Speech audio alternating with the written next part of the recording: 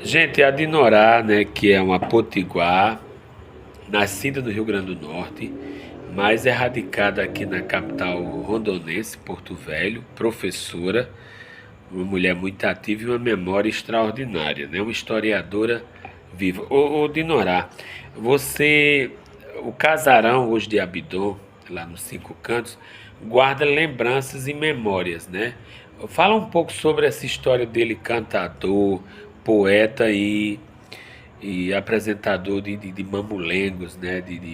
Lembro muito bem, né? Além de cantador de viola, né? De repentista, né? Que era repentista naquele cantador de viola. Além dele, ainda tinha meus primos que também tinha a mesma. E brincador, ele era. Hoje a gente chama fantoche, mas naquela época era mamulengo, né? Era calunga, né? Porque as bonecas chamava calunga, então era calunga. E o pai fazia os bonequinhos, as cabeças de pau, ainda de um buzeiro que tem lá, eu lembro dele cortar e fazer as cabecinhas dos bonecos, fazia o corpo de tecido e ficava aquele monte de gente, eu lembro muito bem. E ele ficava atrás daquela lona com os bonequinhos falando e todo mundo achava aquilo interessante. Era a mesma coisa, hoje a gente ficar na TV, naquele tempo era mais divertido ver os mamulengos e ele contando história já da época do pai dele. E criou 8 filhos, né?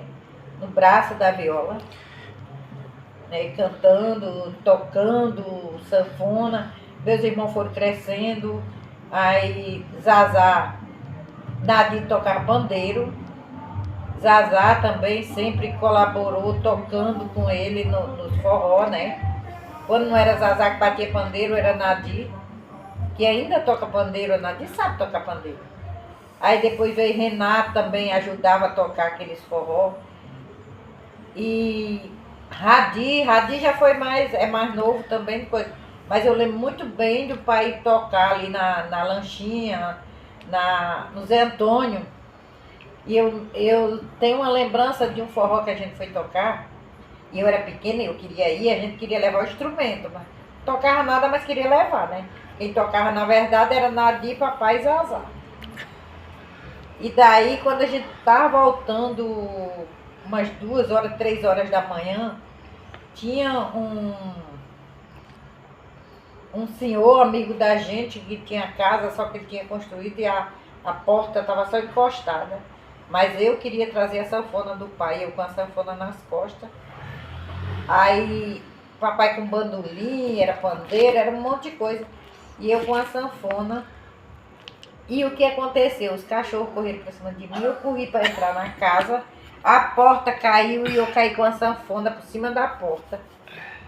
E eu sei que, além de tudo, ainda levei uma surra quando cheguei em casa, porque um baixozinho da sanfona enfiou lá.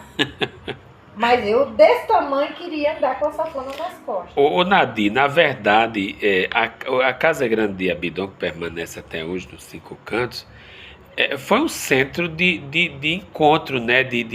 Tanto do fantoche, do Mamulengo, do João Redondo, né? Porque aqueles personagens A tinham nome, festa, né? né? Nossa Senhora das Vitórias, que teve, não é do teu tempo, tu é mais novo. Mas quando a aparição de Nossa Senhora das Vitórias aconteceu,